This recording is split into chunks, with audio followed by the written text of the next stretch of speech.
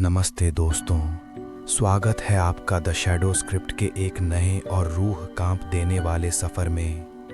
हम अक्सर आईने में खुद को देखते हैं, पर क्या हो अगर आईना भी आपको देखना शुरू कर दे। आज की कहानी किसी इत्तेफाक की नहीं, बल्कि एक तांत्रिक के उस लालच की है जिसने हकीकत और परछाई के बीच की दीवार गिरा दी। आज आप जानेंगे कि कैसे एक पुरानी हवेली का फ्लैट रूहों का जाल बन गया। अपनी लाइटें बुझा दीजिए, क्योंकि आज आपका आईना सच उगलने वाला है। आगे बढ़ने से पहले सब्सक्राइब करें और लाइक का बटन दबाएं। चलिए शुरू करते हैं। कहानी की शुरुआत होती है विक्रम तांत्रिक से। वो अमर होना चाहता था और इसके लिए उसने लोकांतर विद्या का सहारा लिया। उसने मुंबई के एक फ्लैट में आईनों का एक घेरा बनाया और रात के 2:17 पर अपनी ही परछाई को आज़ाद करने का रिचुअल शुरू किया। पर रिचुअल गलत हो गया। विक्रम को आईने के उस पार की अनाम शक्तियों ने खींच लिया। मरते मरते विक्रम ने उस फ्लैट को शापित कर दिया। अब जो भी वहां रहेगा वो उस पार की दुनिया का दरवाजा बन जाएगा।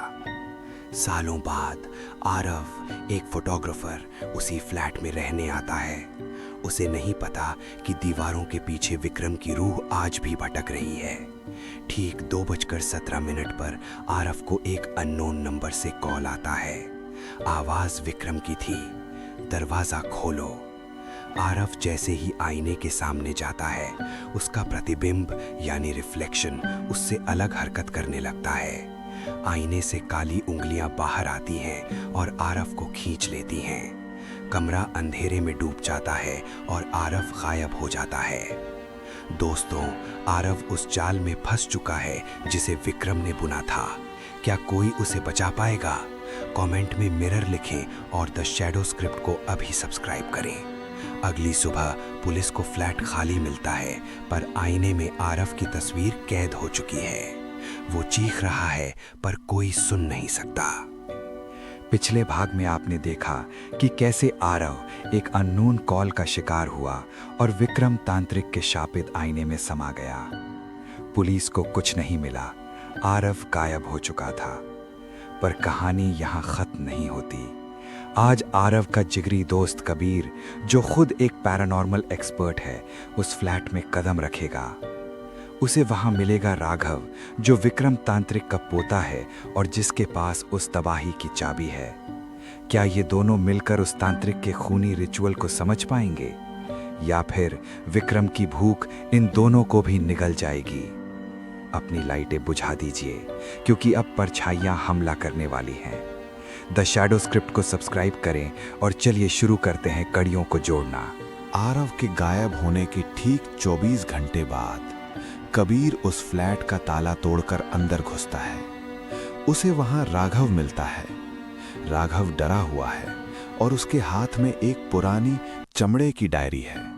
राघव बताता है, मेरा दादा विक्रम तांत्रिक अमर होना चाहता था।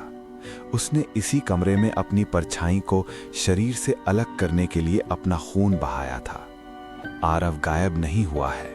उसे मेरे दादा की रूह ने ईंधन यानी फ्यूल की तरह इस्तेमाल किया है, ताकि वो आईने के बाहर आ सकें। कबीर को यकीन नहीं होता, लेकिन तभी कमरे के सारे आईने चटकने लगते हैं और हवा में सड़ी हुई लाशों की गंध फैल जाती है।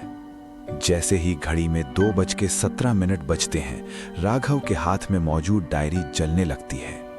कबीर देखता है कि आईने के अंदर आरव खड़ा है, लेकिन उसका शरीर टेढ़ा मेढ़ा है और उसकी आंखों की जगह सिर्फ गहरा गड्ढा है। आईने के अंदर से आरव की आवाज आती है, लेकिन वो आवाज विक्रम तांत्रिक की थी। मुझे एक जवान शरीर चाहिए था। आरव तो सिर्फ शुरुआत है। अचानक फर्श कंक्रीट से मांसल दलदल में बदल जाता है। सैकड़ों काले हाथ फर्श से निकलकर कबीर के पैरों को जकड़ लेते हैं। राघव चिल्लाता है, ये रिचुअल अब इस फ्लैट से बाहर निकल रहा है। वो हर उस इंसान को खींच रहा है जिसकी नज़र 2:17 पर आईने पर पड़ेगी। दोस्तों, कबीर और राघव अब मौत के जाल में फंस चुके हैं। क्या राघव का विज्ञान और कबीर की हिम्मत इस तांत्रिक को हरा पाएगी? कमेंट में कबीर लिखें अगर आप चाहते हैं कि वो बच जाएं। और ऐसी ही पॉइंट टू पॉइंट डरावनी कहानियों के लिए द शैडो स्क्रिप्ट से जुड़े रहें। राघव अपनी मशीन चालू करता है। नीली रोशनी निकलते ही वो काले हाथ थोड़े पीछे हटते हैं। राघव बताता है कि विक्रम तांत्रिक ने मरने से पहले अपनी आत्मा को 3 अलग-अलग आईनों में बांट दिया था। पहला आईना इस फ्लैट में है, दूसरा मुंबई के पुराने मेट्रो स्टेशन में और तीसरा उस पुरानी हवेली में जहां विक्रम ने अपनी जान दी थी। जब तक ये तीनों आईने एक साथ नष्ट नहीं होंगे, विक्रम का साया पूरी मुंबई के रिफ्लेक्शंस पर कब्जा कर लेगा। अचानक आईने के अंदर से विक्रम का साया बाहर निकलने की कोशिश करता है। कांच पिघलने लगता है और एक काली बिना चेहरे वाली आकृति कबीर का गला पकड़ लेती है। उस काली आकृति के छूते ही कबीर की आंखें काली होने लगती हैं। वो आधा इंसान और आधा साया बनने लगता है। उसे अब आईने के पार का नजारा दिखने लगता है। वहां हजारों लोग कांच की दीवारों के पीछे कैद हैं और तड़प रहे हैं। राघव एक छोटा धमाका करता है जिससे आईना टूट जाता है और वो आकृति गायब हो जाती है। कबीर हांफते हुए कहता है, राघव, मुझे अब वो दिख रहा है। वो शैतान मुंबई के मेट्रो स्टेशन की ओर बढ़ रहा है। हमें वहां जाना होगा, वरना सुबह तक मुंबई का हर आईना एक खूनी दरवाजा बन जाएगा। कबीर और राघव फ्लैट से बाहर भागते हैं, पर जैसे ही वो लिफ्ट के आईने में देखते हैं, उन्हें वहां अपना अक्स नहीं बल्कि विक्रम तांत्रिक खड़ा दिखाई देता है, जो हाथ हिलाकर उन्हें विदा कर रहा है। कबीर अब बदल चुका है। उसकी आंखों में अब उस पार की दुनिया का सन्नाटा है। क्या राघव अपने दादा की इस शैतानी विरासत को खत्म कर पाएगा? क्या आरव उन हजारों कैद लोगों में से कभी बाहर आएगा? अगला स्टेशन मुंबई मेट्रो, जहां विज्ञान, तंत्र और परछाइयों का महायुद्ध होगा। पार्ट 3 में देखिए इस खौफनाक कहानी का अंतिम फैसला। कैसी लगी आपको ये कड़ी? कमेंट में जरूर बताएं। द शैडो स्क्रिप्ट को सब्सक्राइब करें, क्योंकि अगली रात आखिरी रात होगी। सतर्क रहें, क्योंकि अंधेरा अब आपके पीछे नहीं, आपके आईने के अंदर है। शुभ रात्रि।